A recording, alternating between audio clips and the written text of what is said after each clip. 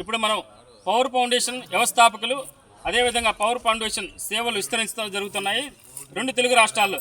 ఇప్పుడు ఈ power foundation యొక్క ఉద్దేశం ఏంది, ఈ పవర్ ఫౌండేషన్ యొక్క స్థాపించిన ఒక లక్ష్యం ఏంది అనేది దీని గురించి మనం పవర్ ఫౌండేషన్ వ్యవస్థాపక అధ్యక్షులు మన దగ్గర ఉన్నారు లాయర్ జీజారావు గారు, వారిని అడిగి మరికొన్ని విషయాలు తెలుసుకుందాం.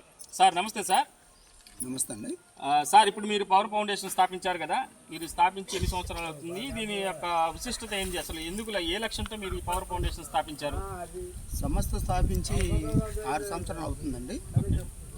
ఈ సంస్థ స్థాపించిన కారణం ఏమిటంటే నేను కొన్ని పరిశీలన చేశాను. నేను ఒక ట్రైన్లో వెళ్తూ ట్రైన్ దిగి వెళ్తూ ఉంటే ఒక ఓల్డేజ్లో ఉన్న పర్సన్ వణుకుతూ ఉన్నాను. కరెక్ట్గా డిసెంబర్ మాసం. కొంతమంది ప్రశ్నించారు, డిసెంబర్ మాసంలోనే ఎందుకు ఈ కార్యక్రమం చేస్తున్నారని ప్రశ్నించారు. నేను డిసెంబర్ మాసం గమనించాను. ఒక వృద్ధుడు రైల్వే స్టేషన్ ప్రాంతం వాళ్ళ పాపం దుప్పట్లేదు, ఆ గదగద వణుకుతున్నాడు. నేను అనుకున్నాను మా దుప్పటి ఎంత అయితే ఒక 200 అవుతుంది. ఈ 200 దుప్పట్లు పంచడానికి మనం కోట్లు సంపాదించాల్సిన అవసరం లేదు.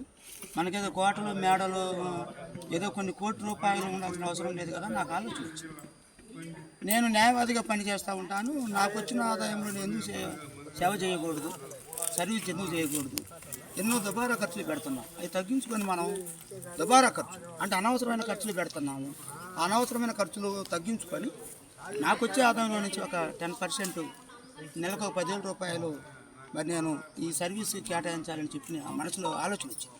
ఈ ఆలోచన రాగానే పవర్ ఫౌండేషన్ అనే సేవా సంస్థని రిజిస్ట్రేషన్ చేయించాను లీగల్గా. పవర్ ఫౌండేషన్ ఈ సంస్థ నెంబర్ వచ్చేసి 280/2023.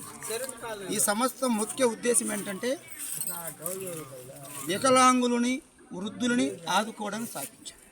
ఏ విధంగా ఆదుకుంటానొచ్చు, కూడు గుడ్డ ముఖ్యమైనవి. మనం ఒక మనిషికి ముఖ్యమైనది ఏంటంటే ఆహారం, అన్నం, తిండి, తర్వాత కూడు గుడ్డ, ఈ ముఖ్యమైనవి. కాబట్టి వస్త్రాలు, దుస్తులు అవసరం. 10 మందికి వెళ్ళాలంటే దుస్తులు బాగుండాలి, సమయానికి ఆహారం ఉండాలి. దాన్ని నేను దృష్టిలో పెట్టుకొని మేము చేస్తుందంటే ఎవరైతే వృద్ధాప్యంలో ఉండి పని చేయలేని స్థితిలో ఉండి ఎవరు ఆదుకునేవారు లేక ఎవరి నుంచి సాయం చేస్తారేమో అనేటువంటి ఆశతో చూసేవాళ్ళని మేము గమనించి వారికి 3 నెలలకు ఒకసారి ఒక 5,000 రూపాయలు విలువ చేసేటువంటి 25 కేజీల బియ్యము, నిత్యావసర సరుకులు, వారికి అవసరమైన దుస్తులు అందజేయడం జరుగుతుంది. ఈ సంస్థ ముఖ్య ఉద్దేశం ఏమిటంటే వికలాంగులను వృద్ధులను ఆదుకోవడమే. Thank you sir.